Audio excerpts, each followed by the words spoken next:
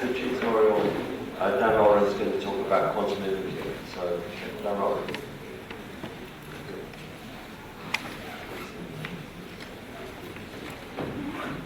Okay, thank you, Colin. And it's a pleasure to be here. And we're going to spend the next couple of hours, that's a bit long,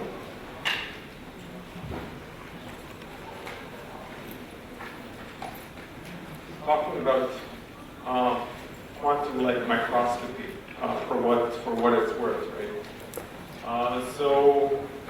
I'm Dan Oron. I'm from the Weizmann Institute of Science in Israel, and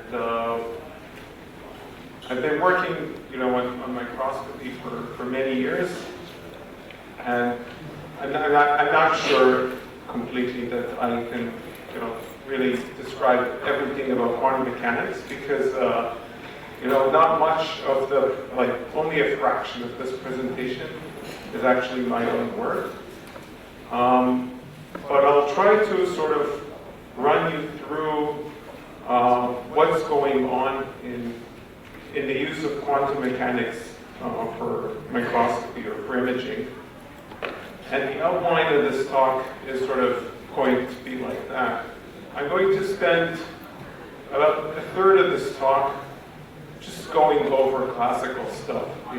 Might be boring a bit, classical stuff, but if you don't know your classical limits, it's very hard to talk about the quantum advantage. And then I'm going to divide the quantum part into two. And as I'll tell you, this division is a bit arbitrary. But still, I think it's worthwhile because it has to do with the type of quantum resource that we're going to exploit in order to overcome classical limits. And so the first component of that, we'll talk mostly about quantum-inspired and photon statistics-based quantum imaging. And the second part will be about the use of entanglement and squeezing. So without much further ado, I will have, I think 2 hours is very long, so I will have a short Q&A break, somehow, hopefully around the middle. So you can sort of follow. If there's any urgent questions, this being a tutorial, during the talk, it's a bit dark, but I think I can see raised hands, so feel free to barge in.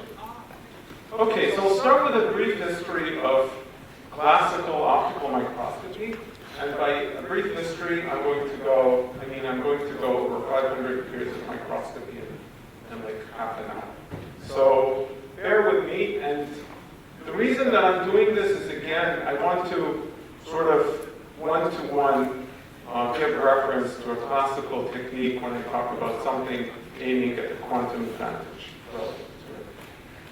Okay, so this is a long history of developments in microscopy, starting from the very definition of the optical microscope and the upper limit of resolution, all the way to all those 3- and 4-letter acronyms that represent modern day microscopy. So let's start.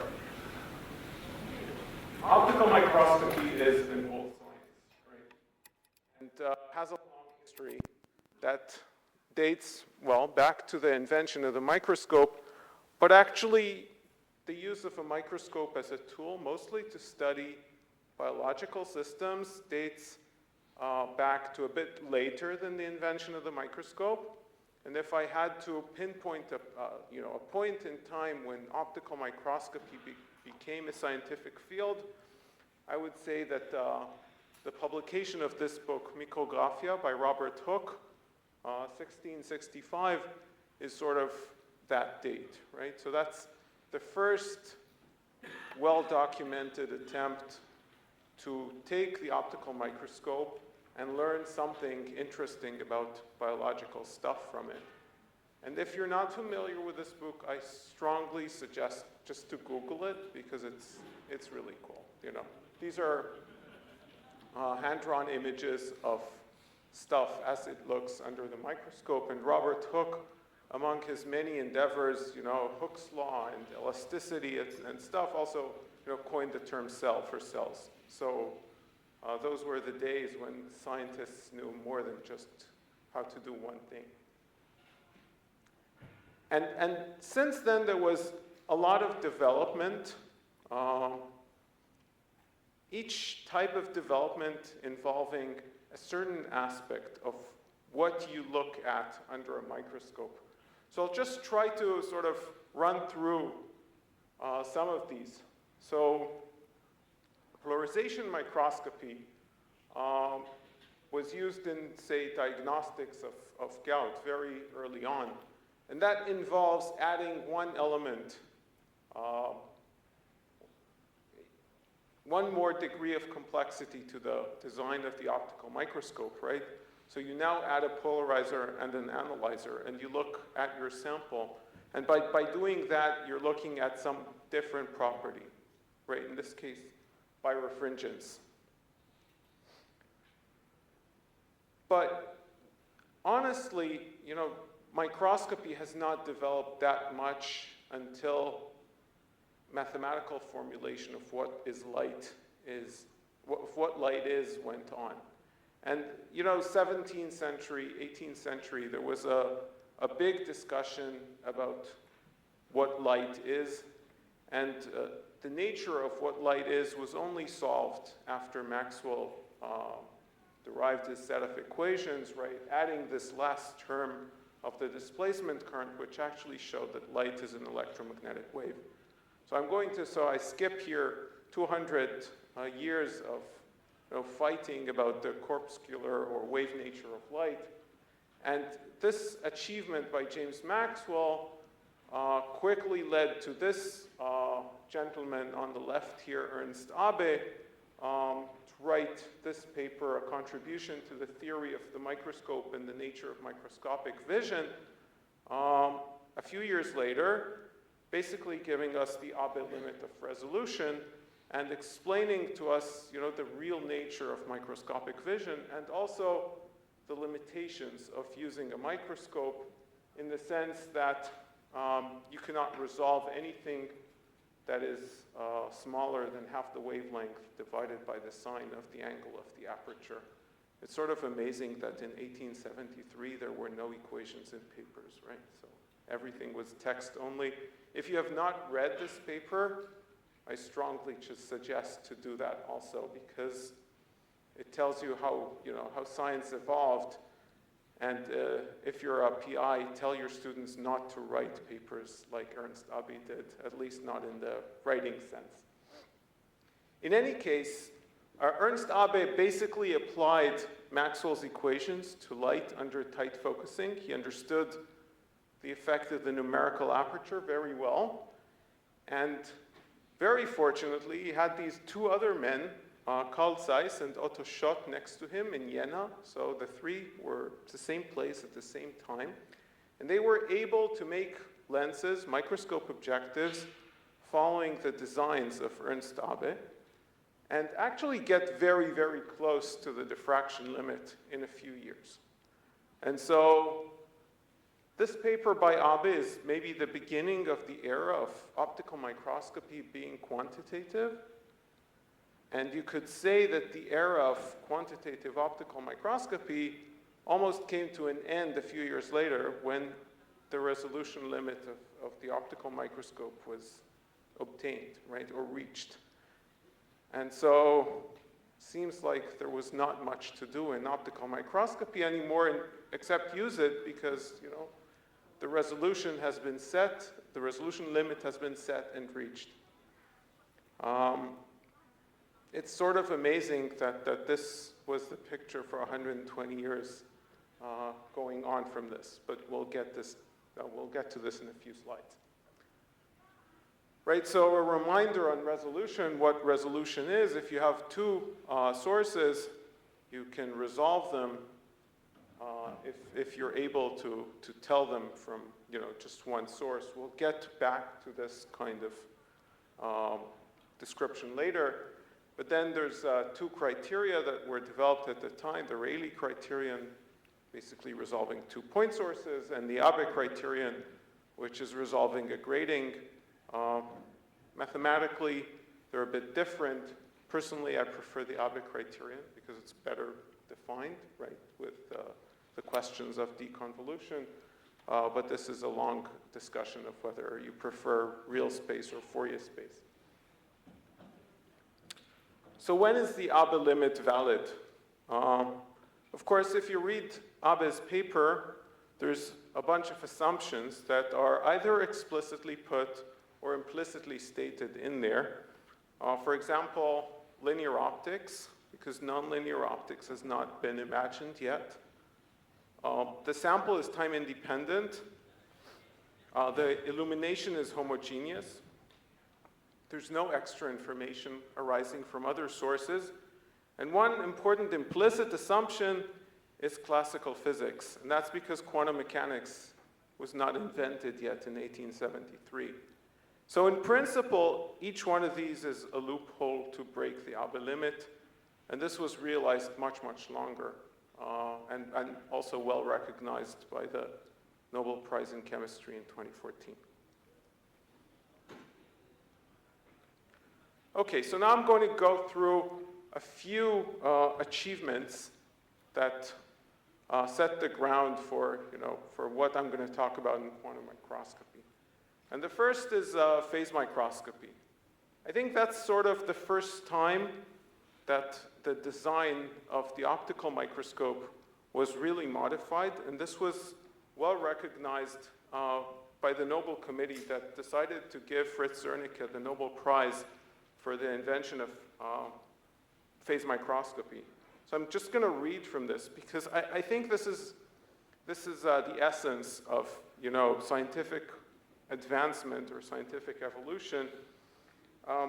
So the thorough theoretical foundation that we owe to the genius of Ernst Abbe, etc., that brought its optical and illumination system very close to perfection, right? Almost nothing to advance from here.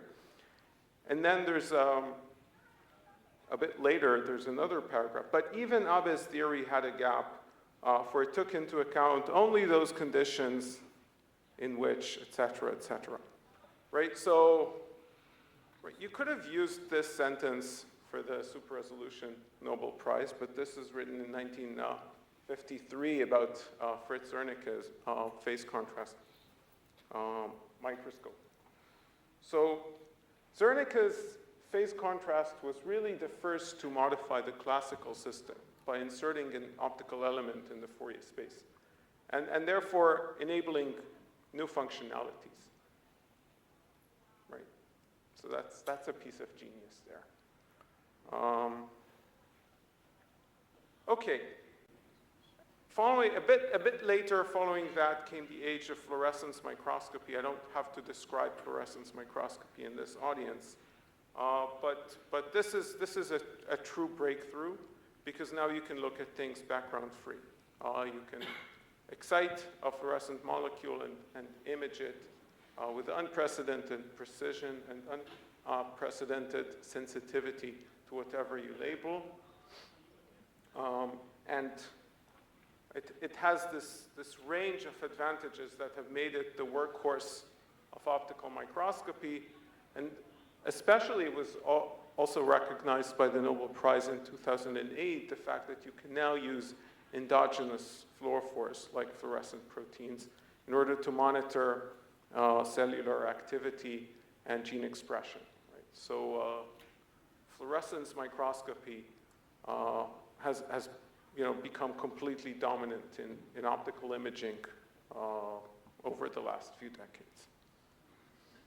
And one extremely important advance in fluorescence microscopy was the invention of the confocal. This is yet another very, very significant deviation from the design of the original optical microscope, because now you've actually given up on imaging, right? You don't image, in a sense, anything in a confocal. You're just measuring sequentially some property of the sample, one spot at a time. And this again requires some significant deviation in the line of thought from what was recognized in conventional microscopy. And from here on, this was the prelude to the very impressive series of works in super resolution, which again I'm going to refer to later when we talk a bit more about quantum. So near field microscopy basically breaks the upper limit, right? But only in a set of limited circumstances, the limited circumstances being that you can only do this on the surface of a sample by approaching it with either a scattering tip or an optical fiber with a pinhole which is sufficiently small. But this was important, right? Because this set the ground for super resolution microscopy as we know it today. And interestingly, one of the Nobel laureates on super resolution microscopy, Eric Betzig, is actually on this paper led by Aaron Lewis, super resolution fluorescence near field scanning optical microscopy. So you can actually see the connection in more than one way. Okay, nonlinear microscopy was not envisioned when Ernst Abbe wrote his seminal paper. Of course, there's two kinds of nonlinearity that are common nowadays in microscopy. The first is saturation. Right? When the system gets saturated, which every fluorescent system gets saturated at some point, this is a nonlinear regime. And of course, there's multi-photon excitation or multi-photon processes where the degree of excitation depends nonlinearly on the intensity of excitation. And the most common form of nonlinear microscopy today is multi-photon excitation, two-photon microscopy, although this was not the first type of nonlinear microscopy to actually be implemented. So second harmonic generation microscopy came first, and actually coherent Raman microscopy, which I'll show in a couple of slides, even that predated two-photon microscopy, which is, if you understand the complexity of the setups, it's sort of a surprise, right? Because two-photon is much simpler. But anyway, two-photon microscopy was predicted way back by Maria Goppert-Meyer, but only implemented much, much later by Webb, Winfried, Deng. And it has the ability to basically give you an axially resolved signal without resorting to the use of a confocal pinhole through the fact that you excite in a nonlinear fashion, and hence the signal only arises from the focal spot of the laser, right, where the watts per square centimeters are the highest, and you do that by changing the square centimeters in the denominator, right? So you focus the light, becomes more intense, peak intensity is highest at the focus, only there's significant, sufficiently significant power to actually excite two-photon fluorescence. And this reduces significantly out-of-focus light, obviously, but also photobleaching because you're only exciting where you're imaging. And this gives rise to the ability to image deep into scattering specimens. So with multi-photon microscopy, you can penetrate into a sample, let's say, with two-photon up to about a millimeter, and with three-photon nowadays a bit beyond that. There's the coherent versions of nonlinear microscopy, like second harmonic generation or coherent anti-Stokes Raman. Those were demonstrated back in the end of the 70s, early 80s. And well, because they're coherent, there's phase matching considerations. And so you have to be a bit more careful about the way the image is formed, the way the signal is collected. It's not something that you can say, okay, the intensity of the signal is completely representative of everything. It's a coherent signal, it has a phase. But nevertheless, these are useful techniques to image deep in scattering media also. Okay, and then came this era of super resolution imaging. So I'll just go very briefly through a few of the techniques. Again, I'll use some of them in the description of quantum microscopy. So stimulated emission depletion. Of course, this is well represented already in this conference. Based on exciting diffraction-limited spot, then somehow eliminating the excitation at the periphery of this spot. This can be by stimulated emission, or by shelving, or by any other mechanism which quenches luminescence, originally demonstrated using stimulated emission. And now if your depletion is saturated, the higher the degree of saturation, the smaller the confined spot from which fluorescence originates, and here you're left in the end with a very tight spot. So just like in multiphoton, like in two-photon microscopy, resolution comes from the fact that you know where the signal came from and not from imaging it. Stochastic optical reconstruction microscopy, STORM, or photoactivated light microscopy, POM, basically revolve around the fact that optical imaging is very good at localizing, at measuring the centroid of something with arbitrary precision if your SNR is good enough. And so if your sample is sparse, it's actually very easy to localize. So the key in order to do general purpose microscopy here is not some mathematical advance or anything. It's the fact that you can photoactivate and photodeactivate fluorophores. That was the key point in actually achieving single molecule localization microscopy. So you repeat this experiment of sparse localization time and again and again and again and again.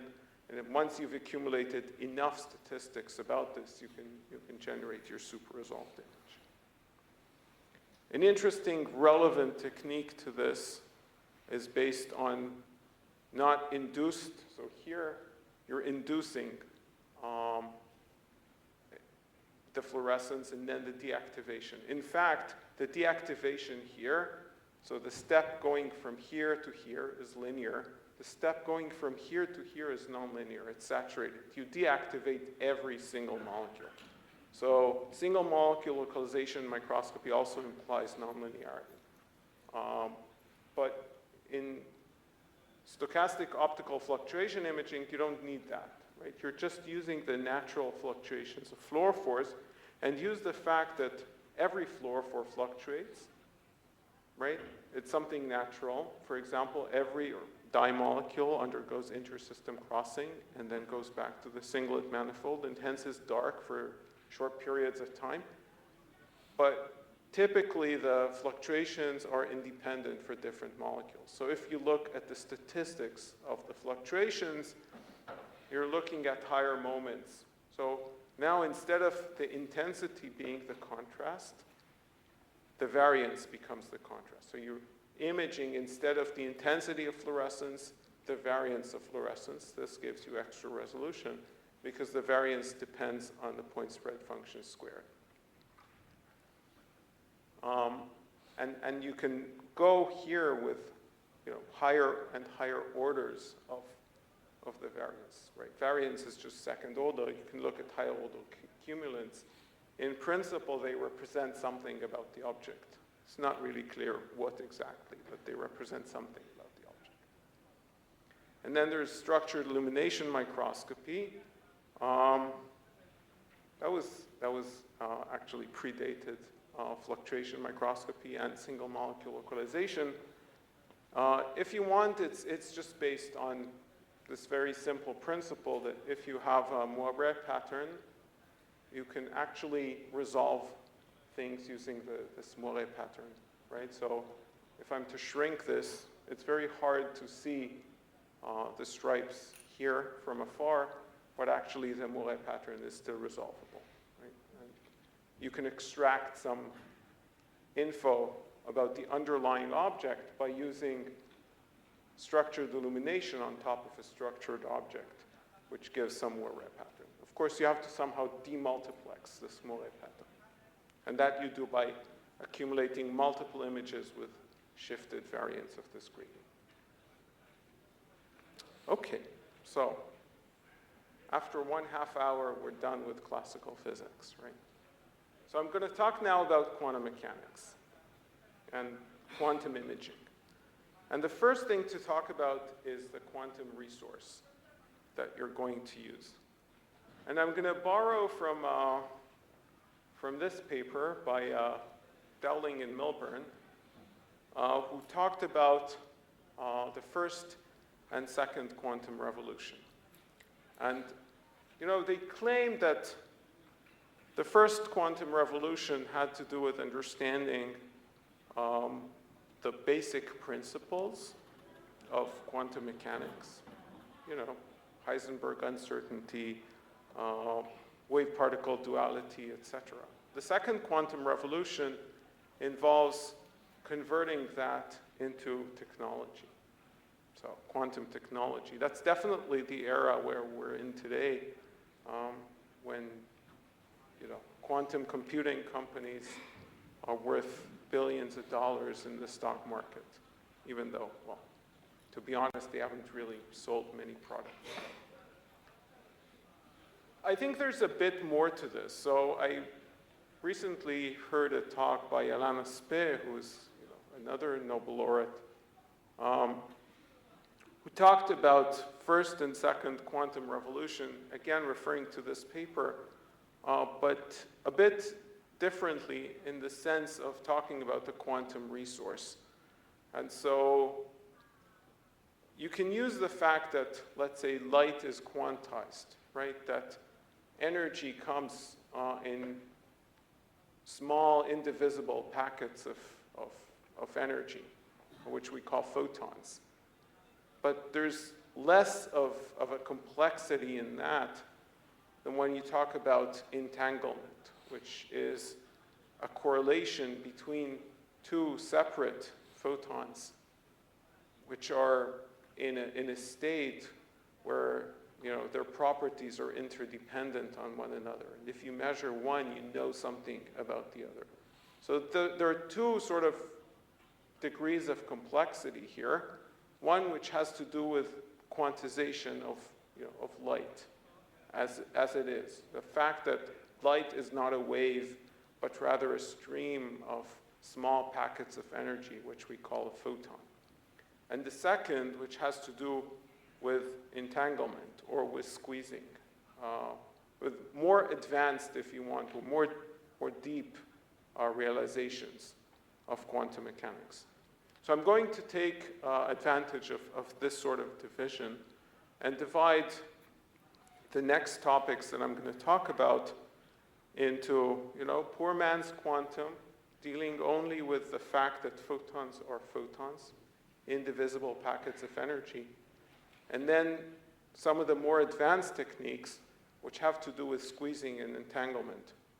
And not surprisingly, if you think of it, because our ability to detect photons and to generate just photons is so much better than our ability to generate and detect quantum states of light. I think the first simpler quantum sort of imaging or quantum sensing protocols are much more advanced in their capabilities than what we can actually do with squeezing and entanglement. So let's see how that goes, right? So wrapping up what I said, first quantum revolution, wave-particle duality, the uncertainty principle, etc. Second quantum revolution sort of starts with Bell inequalities, with the fact that we know that something in the information generation process is violated in a classical way. And applications in imaging have made use of both. So I'll start with a poor man's quantum imaging. And this is a list of topics that I'm going to talk about. So I'll start with just computational imaging, because it's important in the sense that any quantum imaging technique, almost any quantum imaging technique, is necessarily computational, right? We've deviated so far from the standard imaging setting that you have to deconvolve the information computationally. But this is not just a requisite of quantum microscopy, right? It's something that confocal microscopy already did in many senses before that.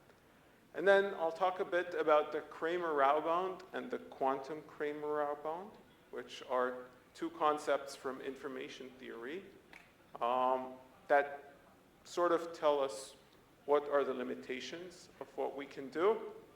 And then I'll talk about imaging by mode sorting, which is quantum-inspired, but as you can see, classical.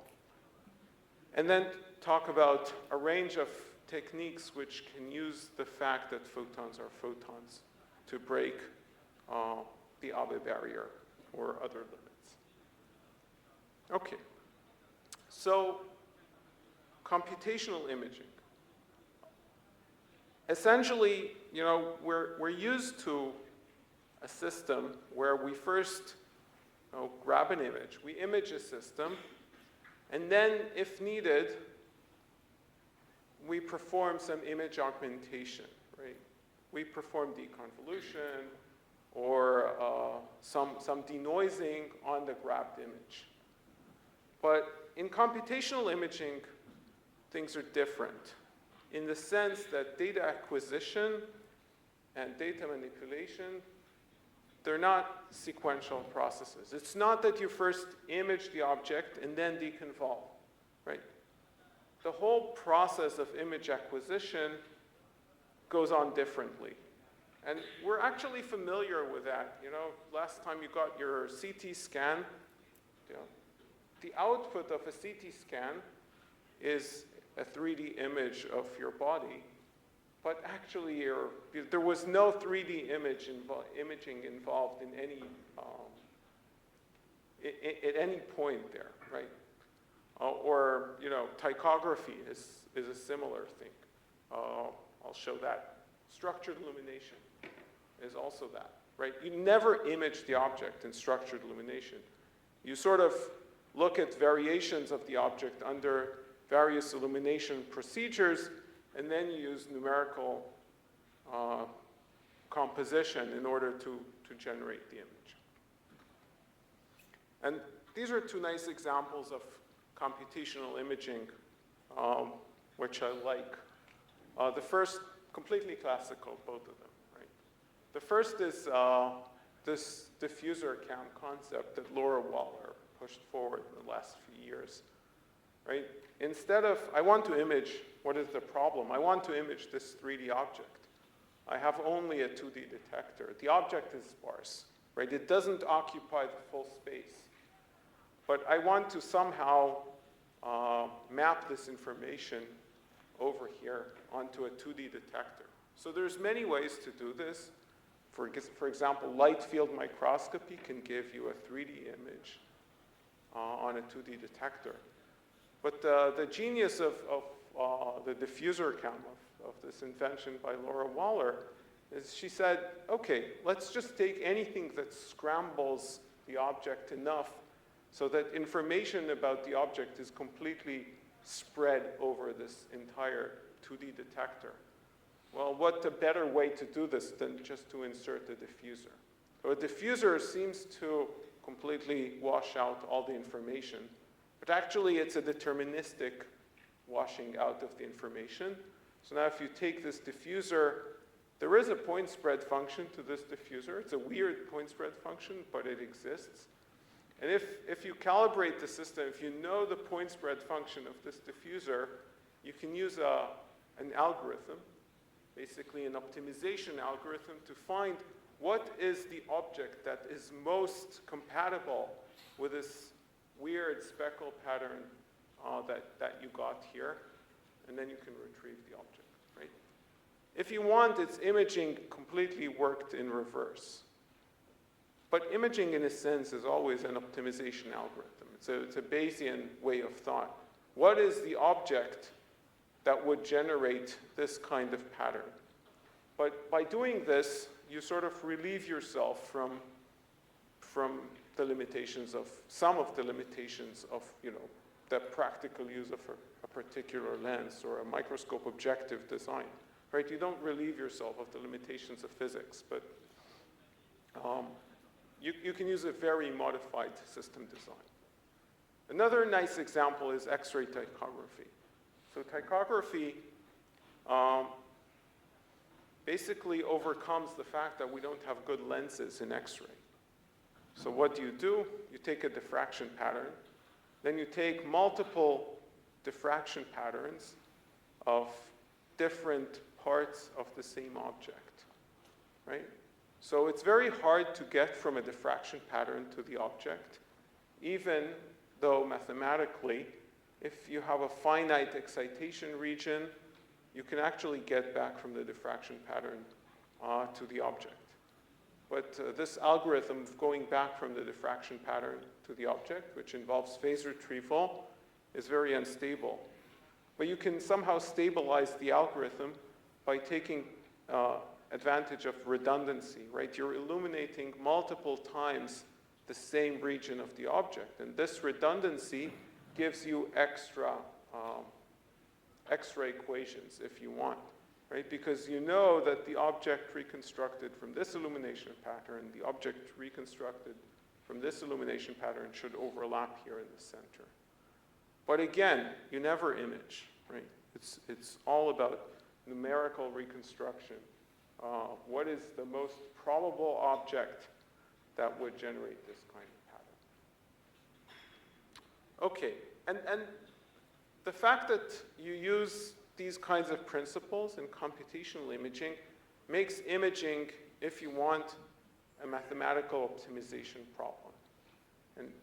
And this gives rise to the ability to talk about imaging in the context of information theory, right? It's all about getting information from the object onto what we measure. And if you talk about information theory, then the natural way to describe this is mathematical theory of inference, and that has to do with the Kramer-Rao bound, right? It relates to the estimation of a deterministic fixed unknown parameter, and it says that the precision of any unbiased estimator is at most the Fisher information. The Fisher information is a well-defined mathematical quantity, which under simple conditions is basically the Gaussian estimator, right? So that's what we use in single molecule localization microscopy. In single molecule localization microscopy, basically the localization precision is 1 over the square root of the number of photons that you measure from an object. But this is just a particular realization of the Kramer-Rao bound. But now, there exists a slightly modified version of this, which is called a quantum Kramer-Rao bound. And in some sense, it's the quantum analog of the classical Kramer-Rao bound. And it tells you it separates what is achievable from what is not achievable. And you can think of it, in a sense, as an upper bound on all possible measurement schemes. So the Kramer-Rao bound requires here that you're trying to solve a particular problem in a particular setting, right? I have an estimation problem. I'm trying to estimate a specific quantity from a specific measurement scheme. But now you could ask, okay, I want to estimate this particular quantity. What is the optimal measurement scheme that I could use? And if you choose the best measurement scheme of all possible measurement schemes allowed by physics, so that could be classical or quantum, then your resolution limit or your estimation limit is the quantum Kramer-Rao bound. So this may look a bit of sort of an artificial contortion. But this was introduced in this very, very, I think, impactful paper in 2016 by Menkei Tsang. And he took the very, very simple problem that is well known as, the Rayleigh limit, right? So we have 2 point sources, 2 point scatterers, or point fluorescent markers. And, if they're far apart, we can tell that there's 2. And if they're closer, well, they start overlapping. And if they're really close, well, Rayleigh defined that they're not resolvable anymore when there is no dip in the distribution of light between these 2. But we all know that you can use deconvolution, right? And so if you have this situation here, you will see this elliptical sort of shape on your imaging camera. If you see an ellipse, then you know there's more than 1, right? So now if I tell you there are 2 and just ask you to measure the distance between these 2 emitters using deconvolution, well, anybody who's used deconvolution knows that this becomes extremely hard mathematically when the 2 emitters become close. And in fact, if you use deconvolution, sort of as a rule of thumb, you cannot deconvolve anything that's, let's say, 1/5 of your resolution. So if your resolution of the microscope is 250 nanometers, and the 2 emitters are separated by less than 50, you can't deconvolve them. But this is fundamental. Why is it fundamental? It's fundamental because if you look at the Kramer-Rao estimation bound or at the Fisher information, the Fisher information, as a function of emitter separation, goes to 0. So if you're trying to deconvolve an image, the Fisher information at 0 separation is actually 0, which means you cannot deconvolve at very small distances. What Menkei Tsang showed in this paper is that the quantum Fisher information does not go to 0, which basically tells you imaging and deconvolution is not the right way to go. There is a better way to go when the emitter separation is 0. Just for this very artificial problem, 2 emitters in one plane, in the focal plane of the microscope, separated by a small distance, d, there is somewhere out there an experimental scheme that can measure d at arbitrarily small distances, right? The Fisher information does not have to go to 0. But if you do deconvolution, you're lost, right? Because it's really the information that went down. And so Menkei Tsang introduced this method called SPADE, spatial mode demultiplexing, which he showed that for this particular case of a pair of emitters fulfills the quantum Kramer-Rao bound. Okay? So how does this work? You take your light from the 2 emitters and you put it into a spatial mode demultiplexer that can split into Hermite-Gaussian modes. And of course, there's not much information in this mode, but there's a lot of information in the other modes. And the separation, the distance between the 2 is, is hidden in the fact that you have contributions of these 2 modes, the Hermite-Gaussian 0, 1 modes. And this is a different measurement scheme, just like computer tomography or just like structured illumination. You're not measuring an image. You have this, these 2 points. You're not going to measure an image. You're measuring the intensity in different scattered modes. But you can solve better the problem of measuring the distance between 2 emitters. And while this may seem completely artificial, well, first, there were experimental demonstrations of this very, very shortly after, right? So this paper, we're talking about 2016. These are the experimental demonstrations. They're actually easy. So once the idea was out, and there's a bunch of ways in which you can implement this spatial mode demultiplexer or mode sorter.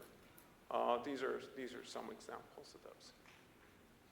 And indeed, the theory works. So you get a separation estimation, or the mean square error does not diverge at small distances, as it should based on just deconvolution. Is this a practical way? Okay. So people have tried to use spatial mode demultiplexing with an increasing number of modes. So you can see that, well, you need a lot of modes in order to actually resolve better. This is an experimental example. This is numerical. This is an experimental example with 15 modes, and this is a diffraction-limited image of these two separated lines. This is with convolutional neural network of sorts. This is spatial mode demultiplexing. So, okay, here the information is completely lost. Here it's not completely lost. So there is something here, right? The fact that you change your measurement scheme does matter because of the information content. Sorry. Okay, so is any of this really quantum? Short answer, no. Long answer is, if classical measurements saturate the quantum Kramer-Rao bound, why bother with quantum measurements? The longer answer is, classical measurements do saturate the quantum Kramer-Rao bound only in a subset of the settings, only in a particular range of settings. It's very likely that in other settings than this particular imaging scenario, you can get more information from quantum measurements. But I think the importance of this work is that it sort of paves the way to understand why quantum measurements can actually give you more information. Okay. So now we go one quantum step further, and maybe this is a good time because now we're going really into quantum stuff to have a short Q&A, and maybe a 5-minute break, and then we continue. So, any questions? Yes? My understanding is that the quantum Kramer-Rao bound doesn't say anything about the feasibility of running those experiments. So, would I be correct that I'm talking here that a classical measurement can saturate this bound? Or, would there be some way to predict that it seems surprising that we can saturate this quantum Kramer-Rao bound for this imaging system with a classical measurement? Is there some intuition that I'm missing that we could have predicted it? So the fact that quantum Kramer-Rao bound is saturated by classical measurement, to the best of my knowledge, has only been shown for very, very simple imaging scenarios, like the separation between two emitters which are positioned on axis in an imaging system. I see. So this configuration here, there's no proof that this saturates the quantum Kramer-Rao bound. In fact, I'm sure it doesn't. Okay. But this is quantum inspired, if you want.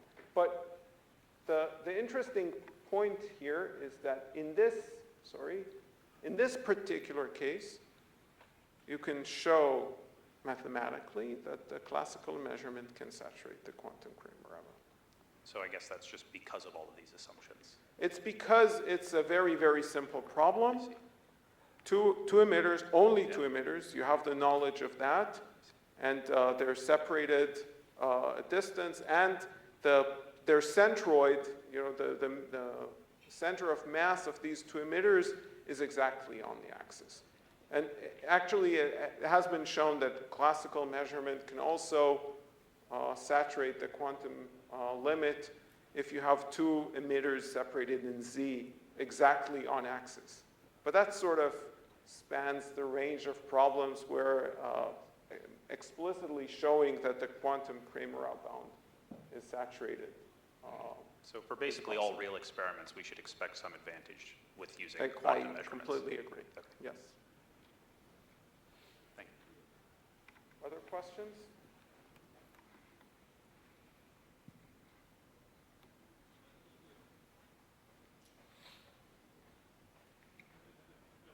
Okay, so that was the easy part of this talk. And I think, may I suggest a 5-minute break so that we can all move, because 2 hours is a long time, then we continue like 11:30.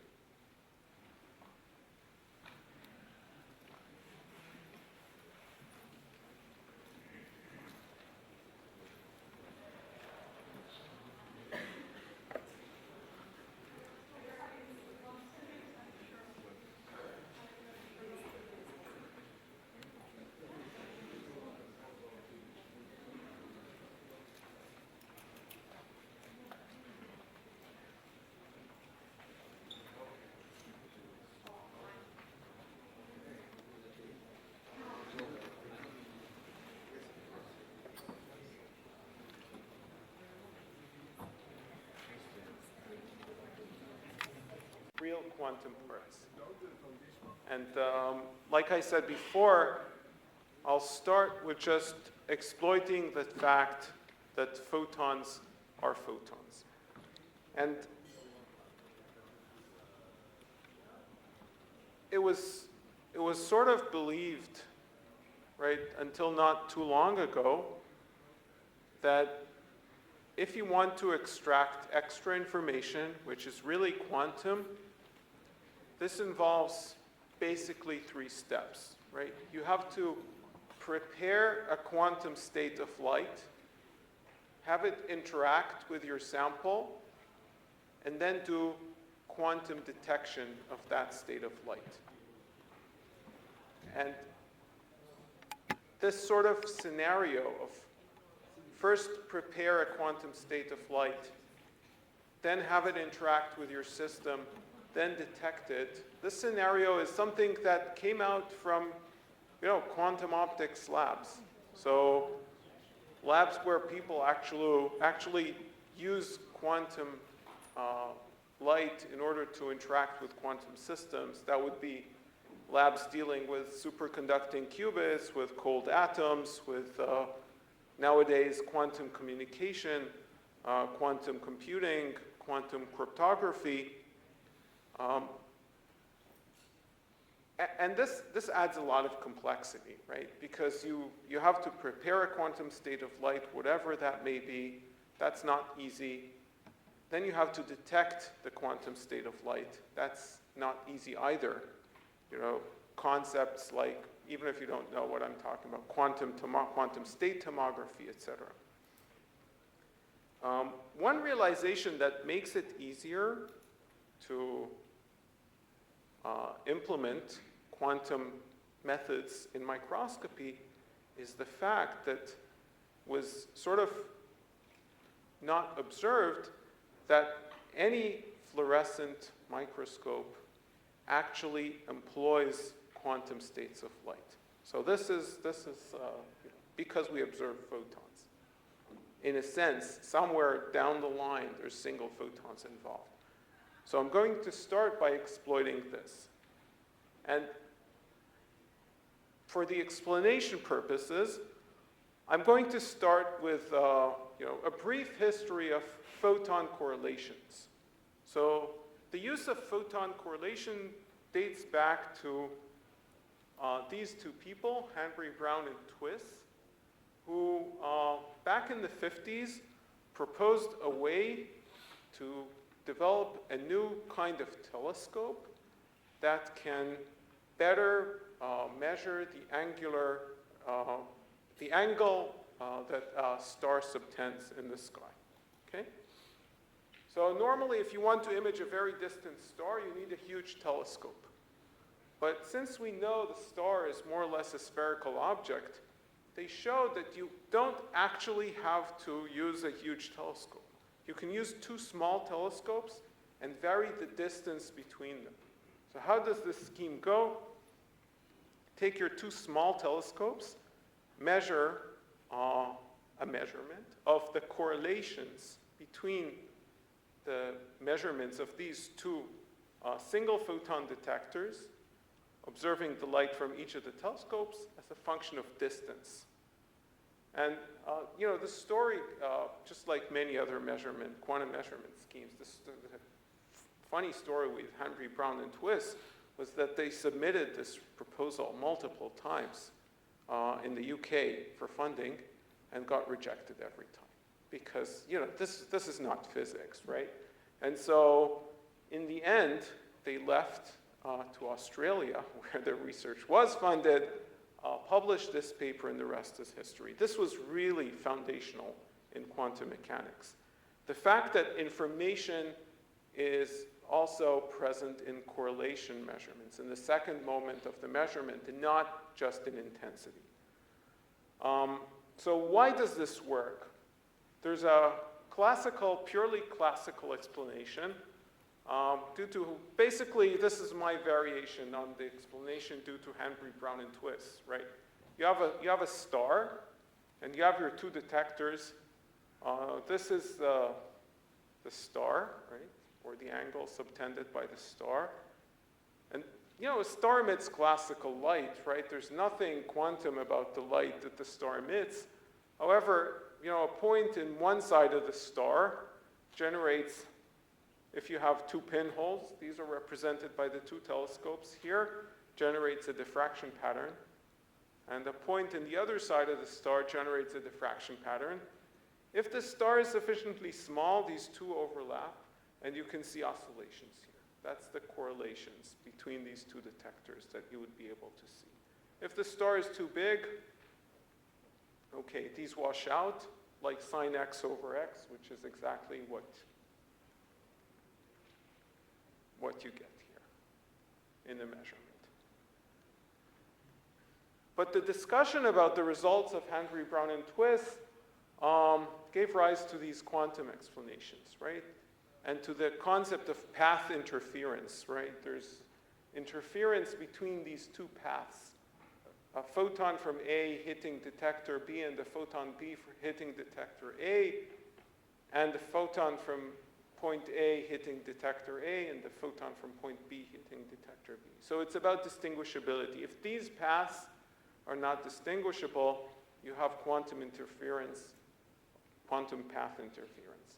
And so it was sort of understood that there's information in correlations, and this really promoted a lot of the experiments that we know today. So we're going to exploit path interference a bit later.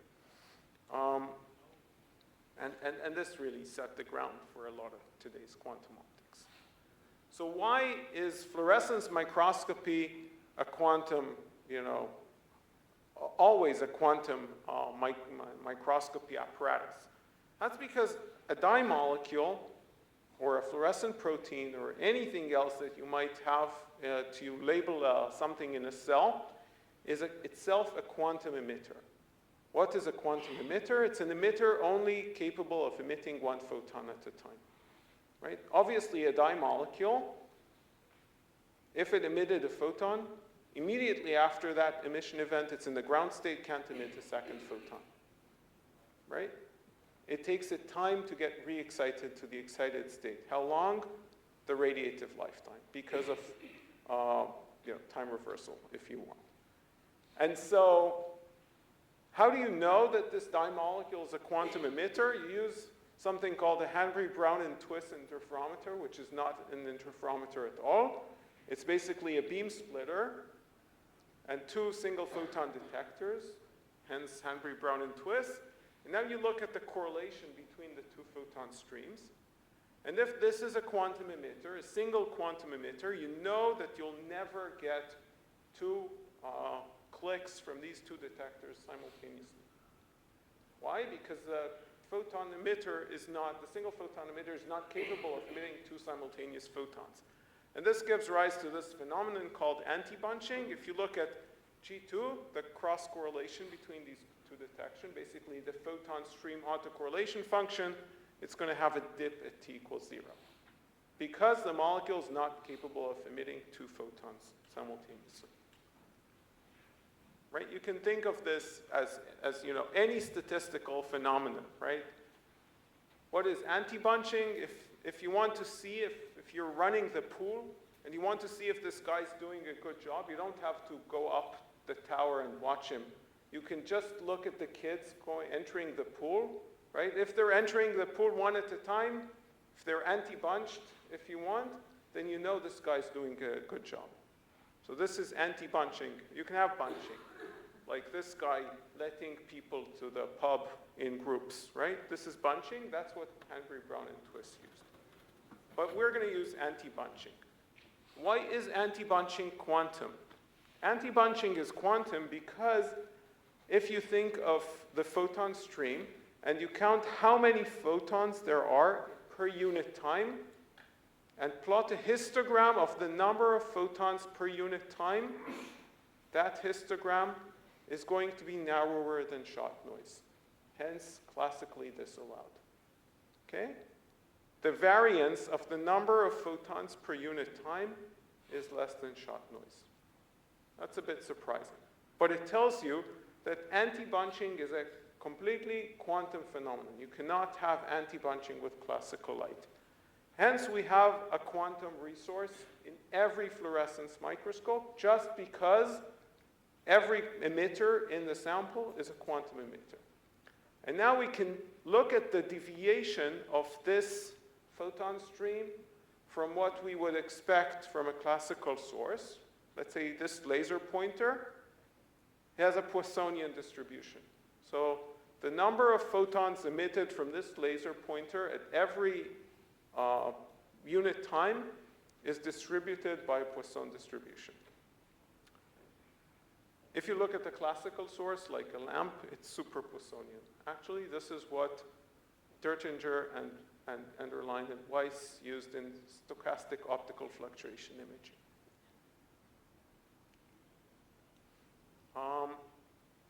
Photon statistics was actually used in non-imaging contexts before, right?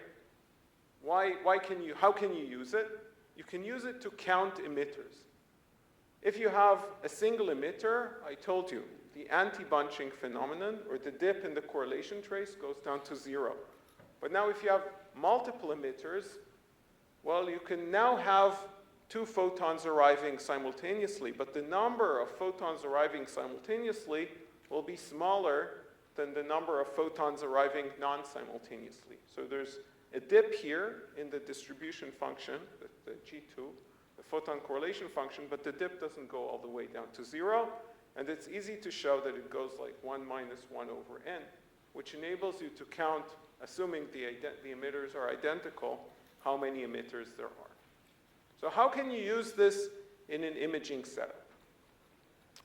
And the explanation of why this can be used to break the resolution barrier actually appears in this well-forgotten paper by then a rather unknown microscopist, Stefan Hell, in 1995. So same year that he invented STED, he published this paper. And it talks about super resolution using special emitters. Suppose we have emitters that emit photons always in pairs. So every time you excite the emitter, it emits a pair of photons. Can you super resolve this emitter using your perfect microscope? And since this is a thought experiment, you have amazing hardware. So you have cameras that can detect single photons with an infinite speed, so a frame rate of 10 to the 9 frames per second. And with that, you can actually do this. How? You build an imaging Hanbury Brown twist interferometer, and you look only at cases where one photon hit this camera, the other photon hit this camera, because you have infinite time resolution, you can say that this happens simultaneously on both cameras, which means you know that they came from the same source. And now, this photon and this photon basically give you estimators of the position of the emitter, right? There are two independent estimations of the position of the emitter. Since these two estimators are independent, well, you have a better estimation on the position of the emitter than you would have with just imaging. You have to multiply the point spread functions, and you get your factor of square root of 2 enhancement in spatial resolution. Right? You multiply this Gaussian by this Gaussian, you get a narrower Gaussian.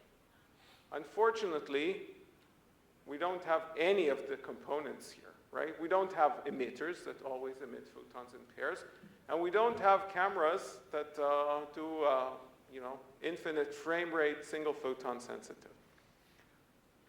But the first problem we can actually solve. We don't have emitters that always emit photons in pairs, but we have a lot of emitters that never emit photons in pairs, right? So the Gedanken experiment by Hell is a super Poissonian source, always emits pairs of photons. But in reality, all fluorescent sources are sub-Poissonian. They never emit photons in pairs. And since this is a linear imaging system, instead of looking at the pairs, you can look at the absence of pairs. Count how many pairs you don't see as compared to what you would expect to see if this had been classical light, right? Instead of looking at the bunching of these pairs of photons, look at the anti-bunching. That contains exactly the same information, right? Look at the missing pairs of photons. Of course, this is not as easy, because to look for missing pairs is to look for a dark signal on a bright background. That's harder than to look for a bright signal on a dark background, like the Gedanken experiment. But it's still possible. So let's see how this can be done with real hardware. So this is an experiment we did back in 2013. You have your sample, just sparse emitters, or just distributed emitters. They don't have to be sparse. You have to excite them with a laser, but because we need a single photon sensitive detector, and that's sort of the only hardware that was available then, we use an EMCCD as a single photon detector, and this runs at 1 kilohertz frame rate. But we have to keep this idea of quantum imaging, right? So this means we need a single excitation pulse per frame of the camera. So we use a pulsed laser source. And the pulse has to be much shorter than the radiative lifetime of the emitter so that you can't re-excite an emitter that has already emitted. Right? So we use a 300 picosecond pulse source and quantum dots with a radiative lifetime of about 50 nanoseconds. So this is fulfilled. And now we are going to look at correlations between neighboring pixels, and we make sure that the point spread function is spread over 4 detectors, right? You can't afford 2 EMCCDs, so you just use 1 EMCCD and take advantage of diffraction to diffract the signal over this 2x2 array of pixels. And now we're going to look for correlations between neighboring pixels. You can even look at the 3-way correlations between triple pixels, and that's because, right, there's also missing triplets, or missing 4s, etc. Very hard to detect because the flux of the signal is low, but possible. So in principle, you should see from a single quantum emitter a dip, an anti-bunching dip that goes all the way to 0. In practice, with the noise characteristics of an EMCCD, this is what you get. You get bunching. This bunching is a complete artifact of the camera. You also see that some of these artifacts are lasting, so many, many milliseconds of artifacts due to fluctuations of the gain register, etc. But all these are just stochastic noise, can be subtracted. And in fact, you can detect anti-bunching, and you can detect this triple anti-bunching, right? This point at the center, 3 photons simultaneously, is less bright than the diagonals, which is 2 photons simultaneously and 1 photon, let's say, in the next pulse or something. So this can be quantified and then imaged like this, right? This is the integrated signal. This is the fluorescent intensity. This is the missing pairs, the anti-bunching signal. How many pairs do we not see on this bright background? This is the third order anti-bunching, and you see that the resolution here is better than here. For example, let's say, look at this spot or this spot, right? This is not well resolved here. It is really resolved here. So this is quantum super resolution, right? Stemming only from the fact that we are staining our sample with quantum emitters. So it works. That was great, but it's sort of impractical, right? There's some details that I hid here. This is the signal in thousands of counts. So 300,000 single photons. The numbers are intentionally small so that you can't see them. This is the anti-bunching signal in counts, right? So 500 missing pairs. This is the third order anti-bunching signal in counts, 16, right? So 10 missing triplets at best. So going from hundreds of thousands of counts to hundreds of missing pairs to a few missing triplets. This imaging took an hour, right? This is 3.6 million frames at 1 kilohertz. And the resolution increases square root of 2 and square root of 3. So we didn't rush to write a patent about this, right? Because I don't know a microscopist that would wait for that long in order to get this kind of resolution increase. But it does show the principle, right? So what do we need? We need the detectors from the Gedanken experiment by Stefan Hell. So let's go back a second and talk about localization microscopy and where we can get a quantum advantage here, right? In localization microscopy, you can't look at too dense samples, right? If the sample is too dense, you can't deconvolve anymore, right? Do you remember this? So the emitter density cannot go beyond a certain density, otherwise you have localization errors. But wouldn't it be nice if I could tell you for every pixel how many emitters there are there? So that's information that's hidden in the photon stream. If we had a camera that could also measure G2, measure the degree of anti-bunching at every position in the field of view, you could run localization faster. Unfortunately, still we don't have this, right? We need this fast camera, fast multi-channel detector. Here's something from this year already. This is a SPAD camera, 1/4 of a megapixel avalanche photodiode camera, and G2 estimation wide field. Okay, so we're getting there. Technology is improving.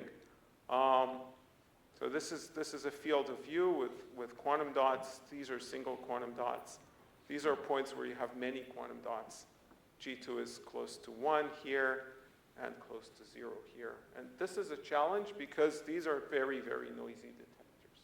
But now we already are getting a shot at this. You know, this is a 1/4 megapixel avalanche photodiode array. Okay, but we're still not there. So if you want to go really fast, the only way to go really fast is to look still at very small fields of view, and where we can get enough detectors. And about 10 years ago, I was in Bordeaux and focused on microscopy, and I was sitting in the audience in one of those tutorials, and I heard Jörg Enderlein talk about image scanning microscopy, which is a variant of confocal where you get extra XY resolution by replacing the pinhole with an array detector, right? And then if your pinhole is big, you lose all the extra XY information that you can extract from confocal, If the pinhole is really closed, you can get some extra XY information, but this comes at the expense of a lot of signal. So if you replace the pinhole by an array camera or an array detector, you have basically many, many pinholes. And now you can manipulate, let's say, the images collected from all these pinholes. They each have a slightly different parallax to the object, so you can't just sum them up. You can regain that resolution without losing photons. So that's ISM, right? That's image scanning microscopy. And then a few years later, we applied ISM to quantum imaging. Right? So this is quantum image scanning microscopy, but now using a small array of single photon detectors. In this case, this could be a small avalanche photodiode array. Those can run at very, very high speeds, equivalent to 50 million frames per second. This was actually done with a fiber bundle connected to individual APDs, but it's not that important. So what we have here, this is the confocal image of two emitters. This is image scanning microscopy, which you can Fourier weight or deconvolve to get the full factor of 2 increase in the Fourier support.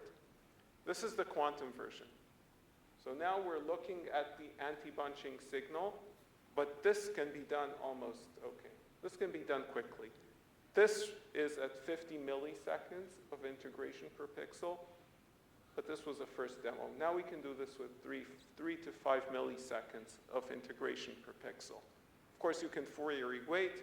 In the end, you get about a factor of 3. So another factor of 1.5 on top of what you get from image scanning microscopy. And this is something that can actually be implemented for any confocal. You also get emitter number estimation for free from this. But we haven't changed anything in the confocal setting. All we did was replace the detector with an avalanche photodiode array and replace the sort of computational manipulation. But now, actually, people are buying confocals with avalanche photodiode arrays. So this can come almost for free with any confocal microscope. If you have a pulse source, you can also get lifetime. And recently, there was nice lifetime combination of lifetime and single photon measurement on a confocal. So this you can now do on a biological sample with reasonable time. You don't have to wait for an hour. You can wait for a few milliseconds per pixel and already get this extra quantum information. Okay, so interim conclusions from a poor man's quantum, and after that I'll move to a bit more complicated quantum stuff. So we talked about the quantum Kramer-Rao bound. This is an inspiration. In fact, as you've seen from what I talked about after, even in the localization problem of a single fluorescent emitter, classical measurements do not satisfy the quantum Kramer-Rao bound. Why? Because there's information in measuring photon correlations. Photon correlations can assist you in localization. And that's as simple a problem as can be. So referring to the previous question, the circumstances under which the quantum Kramer-Rao bound can be fulfilled by classical measurements are very, very limited. Almost always there would be extra information in the quantum measurement. And then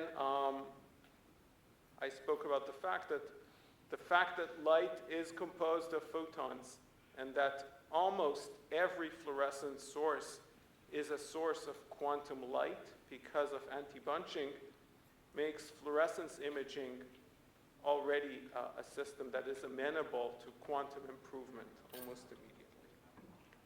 And detector technology has advanced a lot in the last 10 years. Now, avalanche photodiode array technology is commercialized and is improving on a day-to-day basis, much thanks to these guys, So if you have one of these smartphones, which I'm sure everybody in the audience has, you have an avalanche photodiode array, single photon sensitive avalanche photodiode array in every one of these, right? So you're carrying one in your pocket, even though you're not, I'm not sure if all of you realize this.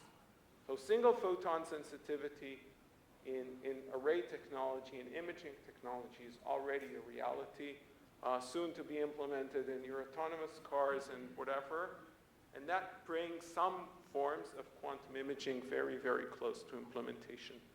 Because here, in everything that I described, we averted the issue of quantum state generation and quantum state detection. We're just looking into correlations. So now, let me get to the more complicated part, right? And that's entanglement or squeezing-based imaging. So I'll introduce entanglement and squeezing, but very briefly, and then the Heisenberg limit. And, you know, you have to excuse me for, you know, going briefly through this, because these are difficult topics.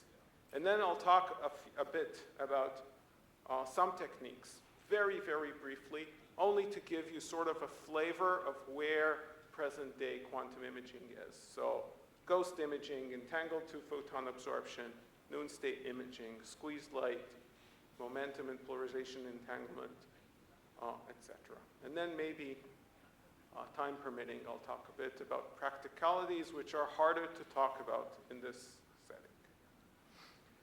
Okay, so entanglement.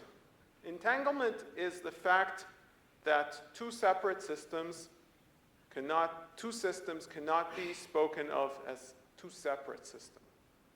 They can't, if you want the wave function, cannot be written as a multiplication of separate wave functions. And without delving into the math too much, you know, generally, you know, creating entanglement is sort of easy by a process called spontaneous parametric down conversion, where you take a pump beam, usually a 405 laser, in the context of microscopy, and it hits a nonlinear crystal.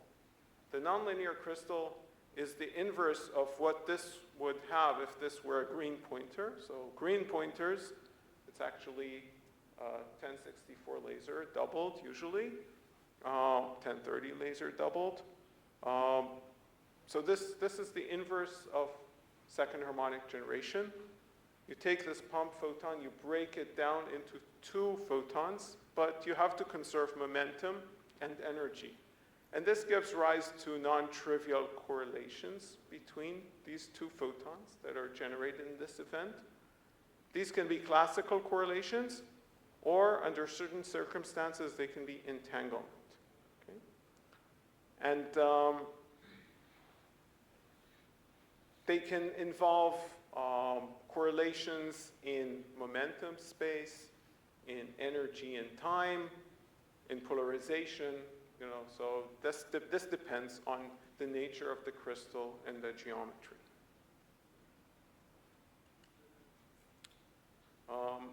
So this is the essence, right, of an entangled state, right? Entangled states can be qubits, or, you know, living in a binary space, like here. You know, you can generate pairs of photons by spontaneous parametric down conversion that have a connection between the polarization and momentum. Let's say momentum K minus and horizontal, momentum K plus vertical, plus the opposite state. So if you've generated this Bell state, as it's called, you know that either the photon moving to the right is horizontal and the photon moving to the left is vertical, or the other way. But it's not something that you can write as, you know, a horizontal photon moving to the right times with an internal product with a vertical photon moving to the left. If you know the polarization of one, you know the polarization of the other, but you don't know the polarization of one, right? Okay. It can be bosonic, so not binary, but you know, finite number, like what is known as Noon states.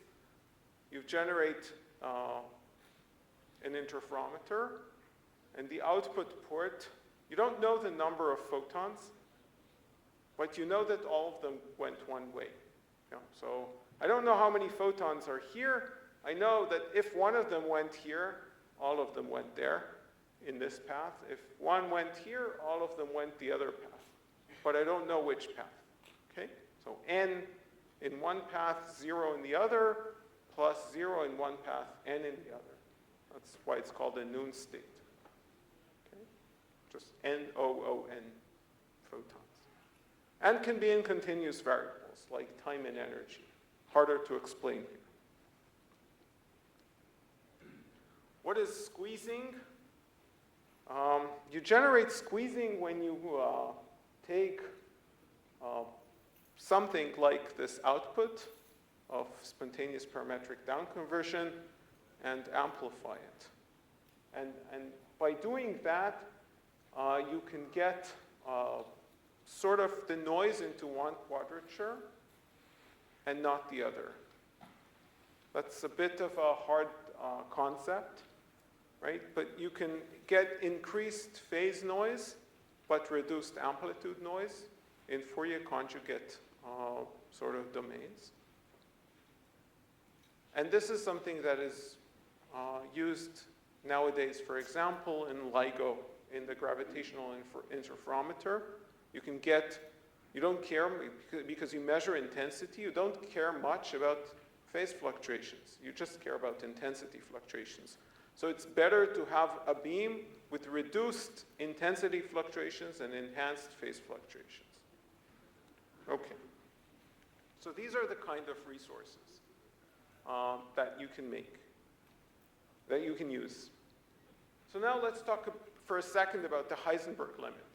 Right, so we know, this is the discussion on the Kramer-Rao bound, we know that if we want to estimate a phase, so we have this interferometer here, it's a Mach-Zehnder, we have an unknown phase phi,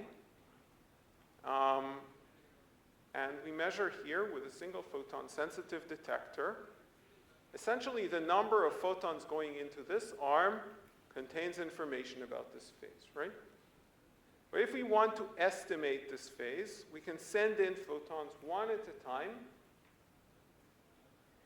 send n photons in, measure the intensity here, and we know that our ability to predict the phase, okay, going back to this Kramer-Rao discussion, our ability to estimate the phase depends or is proportional to 1 over the square root of the number of photons. This is shot noise. We're familiar with that. But this is not the ultimate limit afforded by quantum mechanics. The ultimate limit afforded by quantum mechanics corresponds to the Heisenberg uncertainty limit, and that's 1 over n. So how can this be saturated? We can, for example, send in a Noon state to this interferometer. Send all n photons either here on path A or here on path B. We don't know which, but the relative phase in this interferometer accumulated would be n times phi, or 0, right? So that's better. It's as if we've sent in, if you want, a photon with a wavelength lambda over n. But creating and generating and detecting Noon states is difficult. So I'll say something about this in a few slides. Okay, so now a quick overview of some techniques.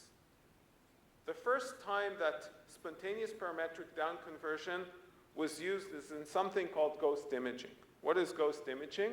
We have momentum correlations between these two spontaneous parametric down converted photons. Okay? So if we know where one went, we know exactly where the other went. And so what we could do is, instead of measuring, let's say, an image of the object, we can place a bucket detector in the object arm, and we can place just a camera that will measure where this photon went on this arm. right? So we measure where this photon went, and we measure the intensity transmitted for this photon. But since, if we know the position of this one, we know the position of this one, we're basically measuring the transmittance at a specific point, right? We know where this photon went because we imaged it on a single photon sensitive camera here. If we know where this photon landed, we know where the other photon landed, right? So we know we know if it was transmitted or not because we measure with a bucket detector. This enables us to measure the object here without ever imaging it. We're just measuring the amplitude transmittance through it and getting all the spatial information from its twin photon. It's sort of obvious, right? You know where one twin went, so you know where the other twin is. You don't have to measure it. You just have to measure if it was transmitted or not. So ghost imaging used spontaneous parametric down conversion. And this was the first scheme to actually use spontaneous parametric down conversion for imaging. And there was a long discussion ensuing about whether this is really quantum. Right? Is there anything quantum here? Why is this useful?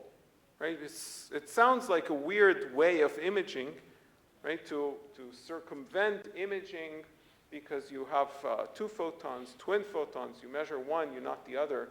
Well, this is useful if these two photons are non-degenerate. For example, we don't have a good camera for infrared. We have good bucket detectors, but not good cameras for infrared. So now we can generate non-degenerate photons here, send the visible photon to a camera, standard silicon camera, send the infrared photon through the object, measure with a bucket detector, like a bolometer, right? A bucket detector can be much, much more efficient. Whenever we measure something here, a photon here, we look at where the twin landed, and now we can get the transmittance of the object in the infrared without having an imaging apparatus in the infrared. This actually works. This is an image that was measured. These are infrared images that were measured without an imaging detector in the infrared. But is ghost imaging necessarily quantum? So after a long discussion, the clear answer is no. Right? There's nothing quantum in ghost imaging. It's all in the correlations, and the correlations can be completely classical. So you don't need quantum light in order to do ghost imaging. It's just that spontaneous parametric down conversion gives very conveniently correlated photons. Okay? So it is a quantum way of generating photons with correlations. The correlations need be classical only. And there's been nice examples of ghost imaging which, for example, involve using a spatial light modulator, patterns of illumination on an object and measuring its image without ever imaging. So what you do, you take your object, you send in many realizations of patterns, you measure the transmittance for every pattern, then you can reconstruct the object. It's not very surprising, right?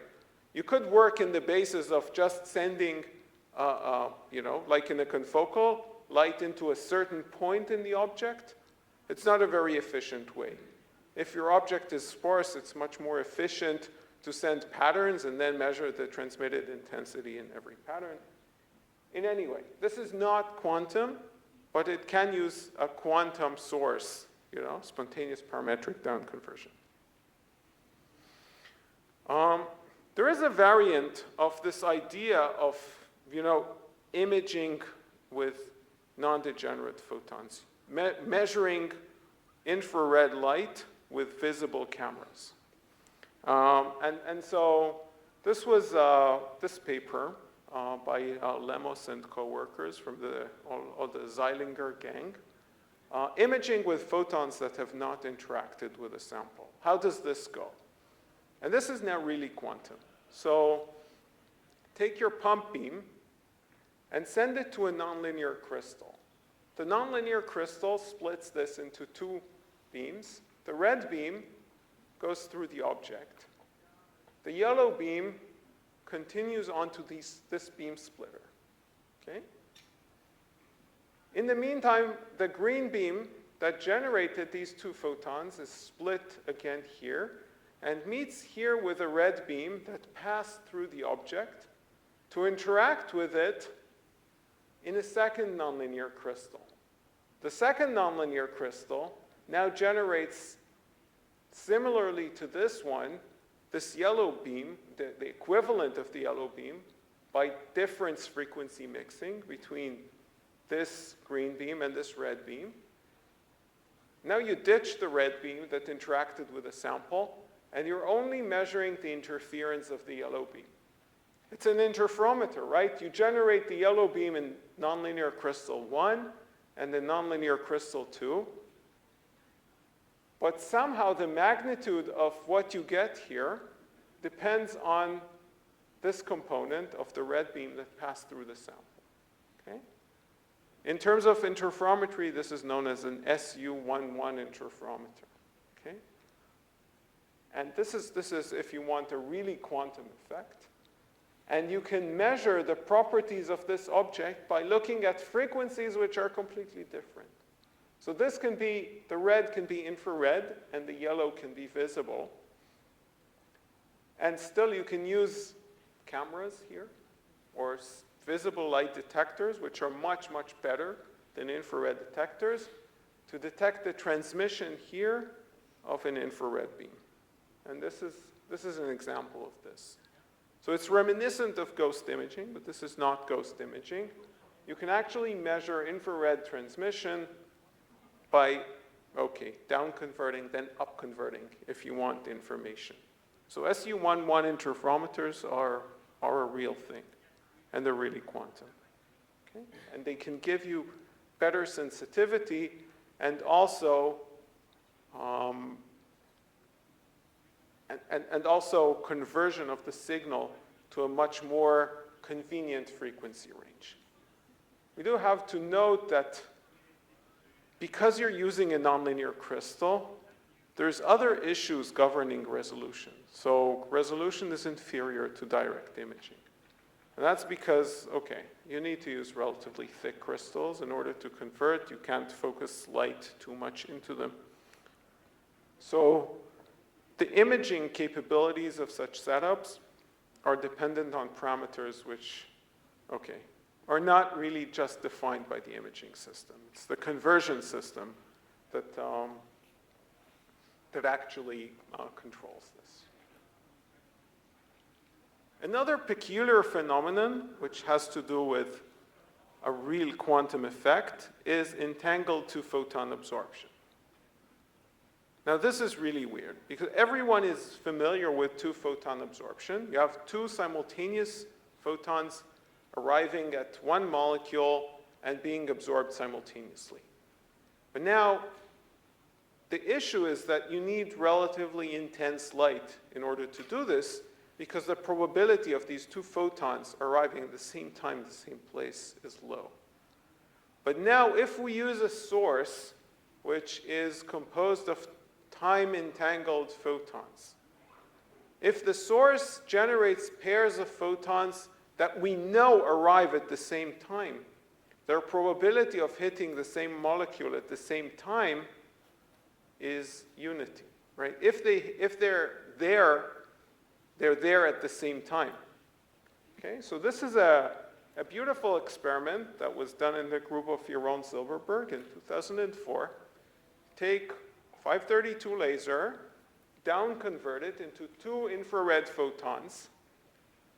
Okay, pass only the infrared photons, and then look at second harmonic generation of this light, which is, this is continuous wave. It's a continuous wave laser. It generates a continuous distribution of down-converted photons, but it generates pairs of these photons. So if there's one photon at an instant of time, you know that it comes with its twin that comes at exactly the same time. Now you do the second harmonic generation of these photon pairs, and you find that the probability of second harmonic generation is linear with the intensity of IR photons. Okay?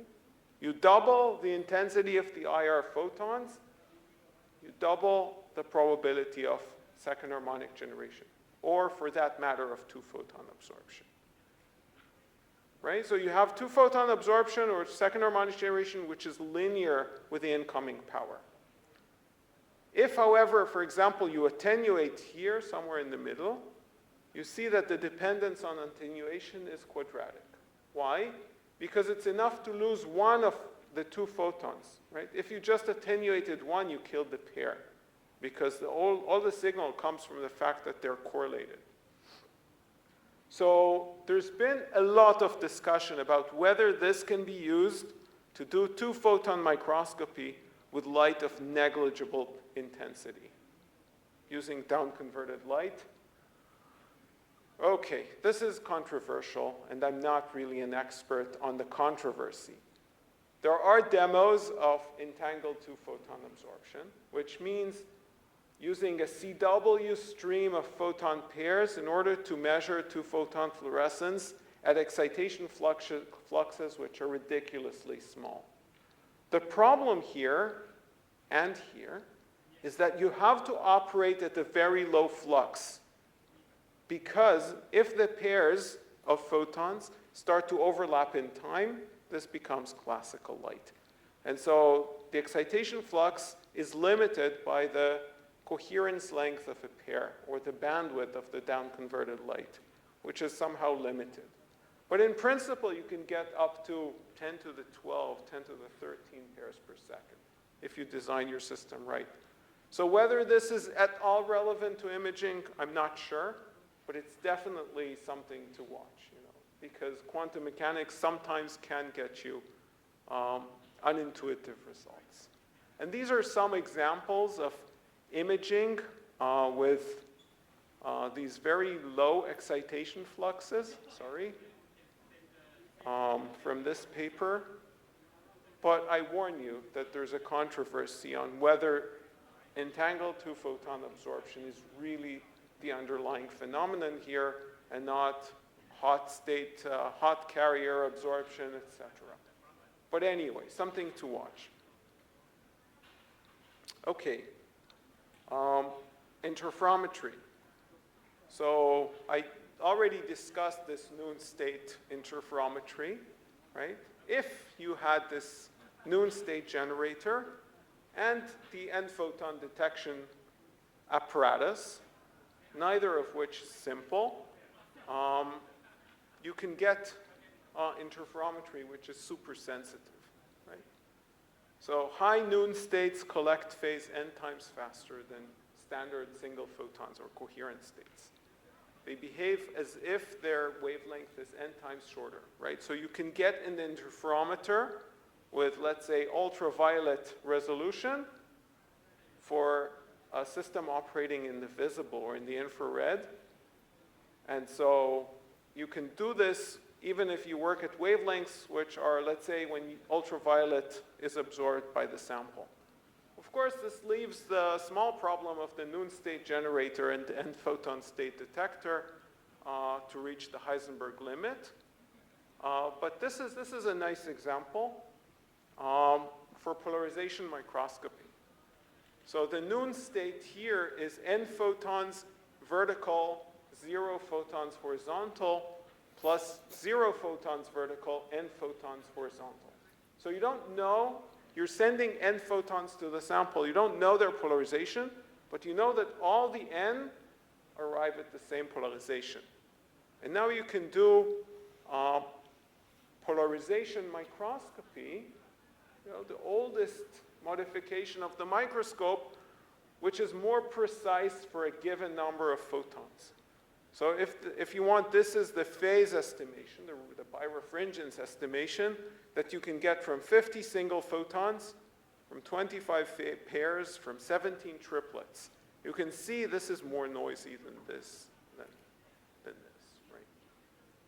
The unfortunate thing about the setup is that by the time that you've collected, because this noon state generation is so inefficient, by the time that you've collected these 50 photons from triplets, about 1 million single photons pass through the sample.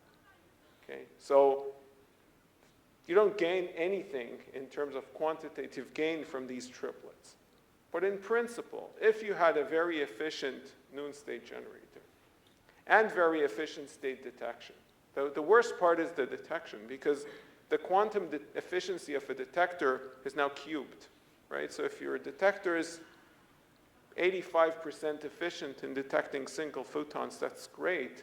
But if you have now 3, 4, or 5 beam splitters and 4 detectors, and you lose just a bit on each of them, the probability to detect a triplet of photons is already 50%. Okay, and this gets worse, the scaling gets worse with n.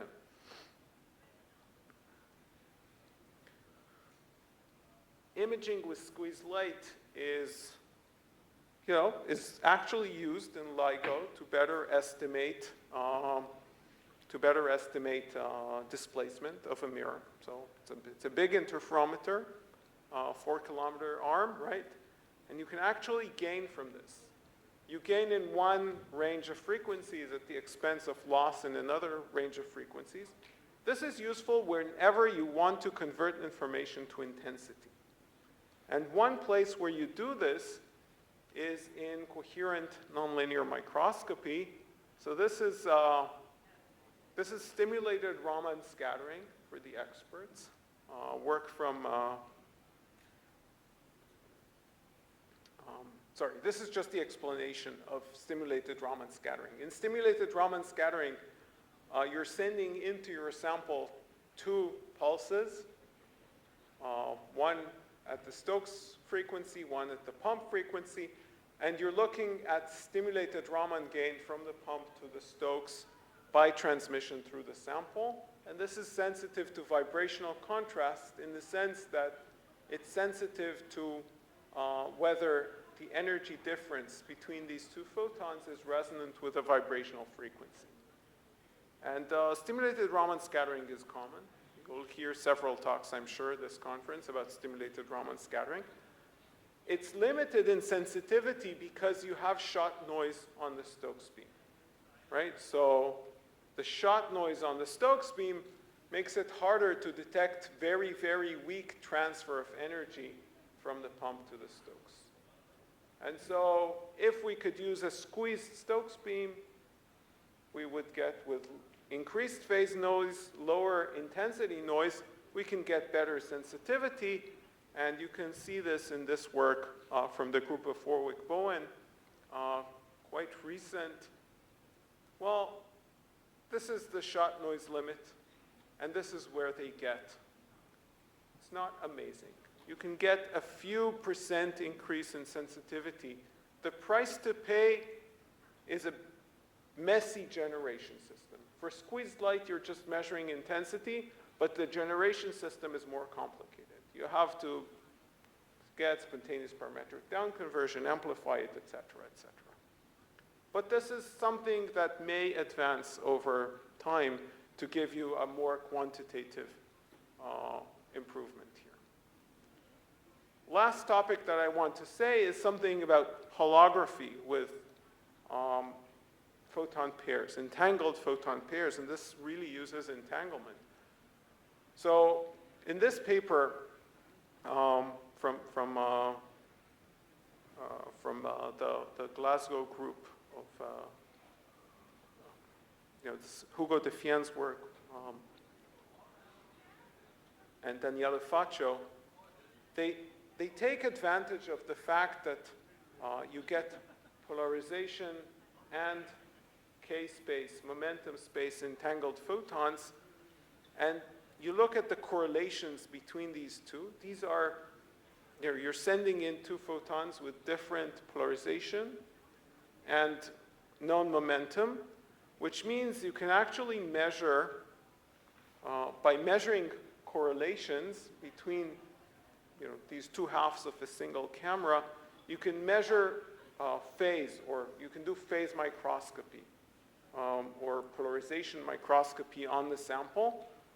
And the tool here is that you're using the ability to change the relative phase of one arm. Okay.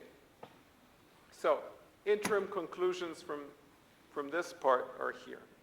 There's a variety of potential ways, all of them in their relative infancy in terms of application to practical things, crucially dependent on technological development of better sources and better detection schemes. But again, this is happening. So there's real potential here, a lot less tangible advancement already observable, but there's new ideas popping up almost every day or every year. There's still a long way to make any of this practical. And finally, if you're interested in this topic, so these are 3 recent reviews that came out. Some are more technical, some are more, more involved, computational imaging. This is like a very good, very broad review for the reader who doesn't want to spend too much time on this. And with that, I want to thank you for your presence here and attention. I'd be happy to take questions.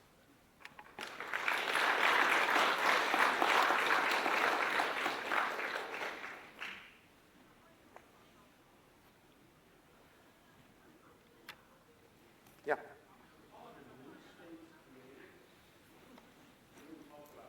Right. So question was, how are noon states created?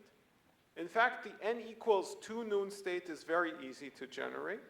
If you want to generate a n equals 2 noon state, what you need is a Hong-Ou-Mandel experiment. You're taking a pair of spontaneous parametric down conversion photons. You send them onto a beam splitter, and if they're entangled, then after the beam splitter, either both will go to one side or both will go to the other. The explanation of this is path interference, because there's two, right? You have 2 photons, and there's 2 paths for generating one at each port.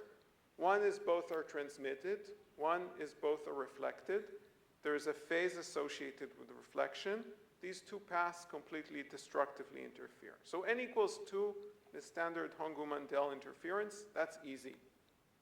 If you want to go beyond n equals 2, you're in deep trouble, right? It's very complicated. The best way to generate higher than n equals 2 states, but this is only stochastic. You don't know n. You know you'll generate a noon state, but you don't know n, is to mix on a beam splitter pairs of spontaneous parametric down conversion with a coherent state. This will guarantee that you get a noon state, but you don't know how many photons are there. And that was what was used for this n equals 3 up to n equals 5 states. So if there are ways to, I think the best experiment, a deterministic way to generate noon states only got to n equals 4, and that was very complicated and very low yield. Yes? Yeah, thank you for this wonderful tutorial. Really learned a lot. So since I'm mainly working on multi-photon imaging, I would like to know your comment on how multi-photon, because you mentioned 2-photon absorption enhanced by squeeze light. So in your opinion, in the future, how much improvement of multi-photon imaging will be benefited from this quantum world? So I think there's several answers to that. First, if you're looking at multi-photon fluorescence is like single-photon fluorescence in the sense that the emitted fluorescent light has quantum attributes due to photon anti-bunching. And so anything that is implemented for anti-bunching using 1-photon fluorescence can be implemented with 2-photon fluorescence. This hasn't been pursued much, but it's possible. In terms of excitation, the problem with generating, with entangled two-photon absorption is that you need to generate very broadband spontaneous parametric down conversion, or very broadband entangled photons. Otherwise, the fluxes, broadband means that the two photons arrive simultaneously to within a very short time. Otherwise, the flux of excitation is going to be prohibitively low. Yeah. Most of the systems that generate spontaneous parametric down conversion generate very narrow band entangled photon sources. Dealing with broadband photon pairs, these are now time energy entangled. You have to compensate dispersion very, very well. Otherwise, the two photons will not arrive at the same time. So dealing with this is not easy. Constructing the source is not easy. But if you can deal with all these things, there's a potential to get to bandwidths which are equivalent to what you can get with just a pulsed, femtosecond pulse source. So if you can deal with that, maybe there's a benefit in going to very broadband sources of photon pairs for entangled two-photon absorption. But overall flux is very low, so would it really enhance signal-to-noise ratio, which is kind of bottleneck? I think the main thing that you gain is that you work well below the damage threshold. There is no damage, right? Because you can work with 10 to the 12, 10 to the 13 photon pairs per second. So zero damage from that. Okay, thank you. Yeah.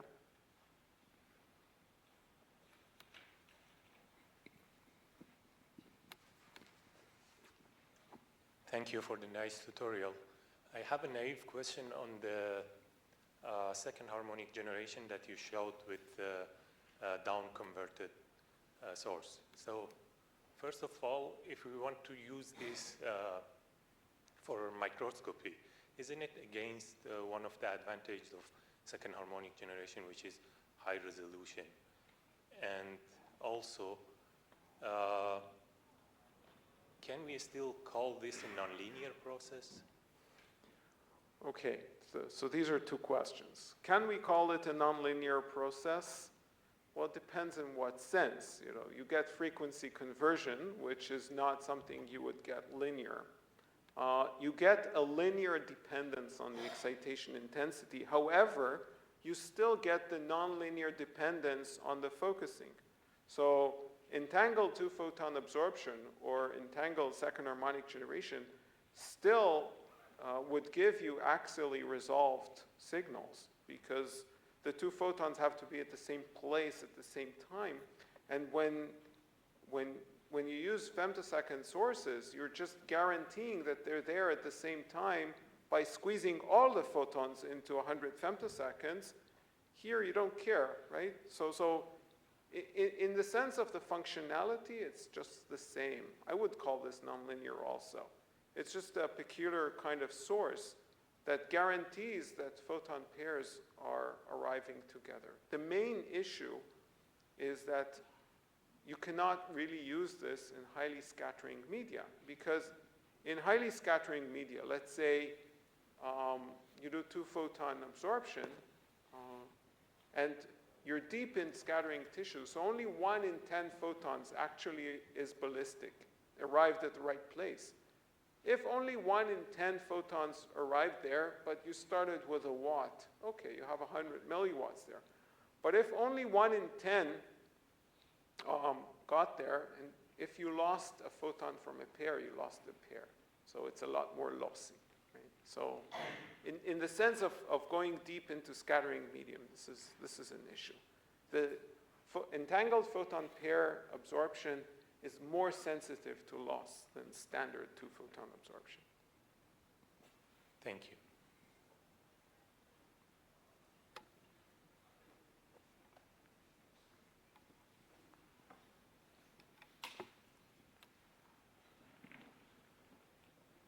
I think this might be a fairly simple question, and you may have answered it, and I missed it. But when you mentioned this ghost imaging technique that in the final analysis seems not to be actually a quantum measurement, the way that they do these measurements, they get around state generation and detection, right? Should I think that there's some kind of connection there, like quantum state generation and quantum detection might be necessary to get a truly quantum measurement, or are these things disconnected? I don't think that quantum state generation is necessary to get a quantum measurement. I think I've proven this in the sense that fluorescence is not, if you call fluorescence quantum state generation, then fine. Quantum state detection, I think, is necessary in the sense, okay, even that is not necessary if you think of squeezing, right? You're doing an intensity measurement. You're not doing a quantum state measurement, but you're measuring a state where you know the uncertainty is not projected on the intensity. So, but ghost imaging you can do with completely classical light, and that's been demonstrated. So ghost imaging is purely classical. Using a quantum source, which is a spontaneous parametric down conversion, doesn't have to be quantum, can be classically correlated spontaneous parametric down conversion, is a convenient way to do this. So you can get, it's easy to get, and this is a plague in quantum experiments in general and quantum imaging specifically. The fact that people use the complex quantum setup to do a demonstration does not make the demonstration quantum or show a quantum benefit. Yeah. Thank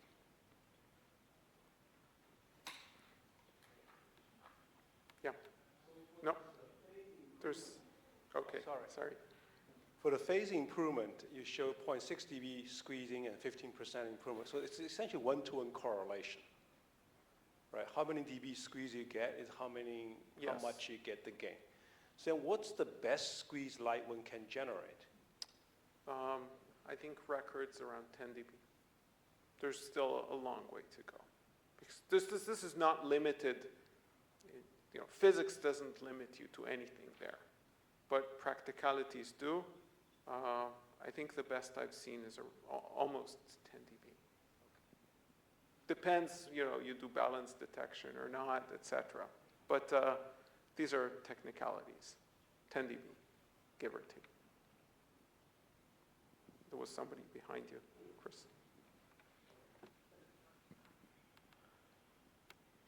I have to precede my question by saying this is the first time I've heard of known states. So if I ask something silly, I apologize. But does it introduce any kind of inference problem not to know what the n for higher n than 2 introduces? Does it introduce any kind of sort of indistinguishability problem in yes, sort of the inference? the inference problem is that if you don't, of course, you don't know if you've measured 4 photons, you don't know if it was the n equals 4 state or it was the n equals 5 state and you've lost a photon on the way.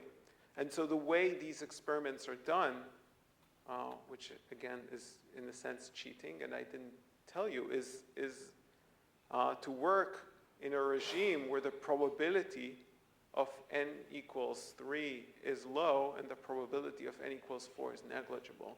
And then if you measure 3, you know it's the n equals 3 state. But this means that signal comes very, very slowly. In fact, the record n equals 5 experiments, that's a full overnight measurement, like 12-hour measurement. So if you have some pre-calibrated probabilities for what n is that strikes your sample, is that used in inference? You can use this in inference.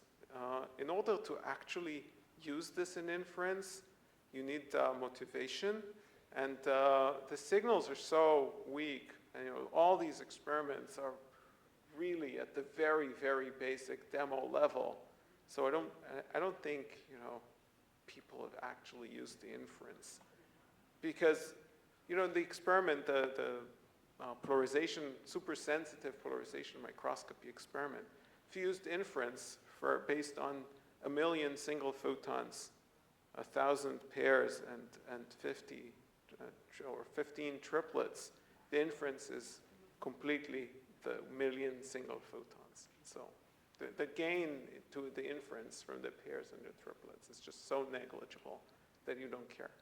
Okay, thanks for the nice tutorial.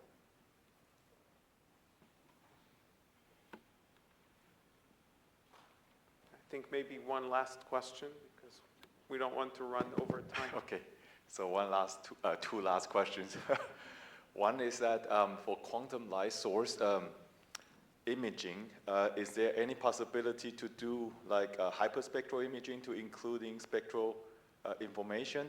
The second question is, we still have a lot of challenges to overcome, but if we can do that, what would be the killer application in terms of like medical imaging from your point of view? So you can do hyperspectral if you use broadband entangled photons. People have done this. I think, I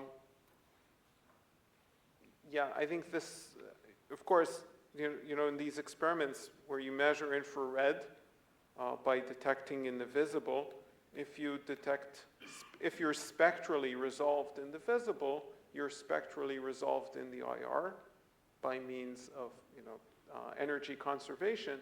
And so if you have a scheme that would detect both image and detect the frequency of the visible photon, which is possible if something is sparse, then you can be hyperspectral. So in a sense, this boils down to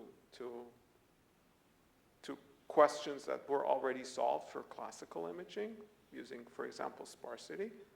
I think from a practical point of view, the ability to measure infrared light or to image infrared light with, by imaging visible photons and making simple intensity measurements for infrared, I think that's a very, very viable way of doing stuff. So, and SU11 interferometers, for one, they're super sensitive, right? So they increase the sensitivity beyond what is classically allowed, because in a sense it's an interferometer with an amplifier, internal amplifier, if I'm just to say it, you know, in simple words. So I think that's viable. I think in the end, to make something practical, you need to keep the physicists out of the loop completely, right?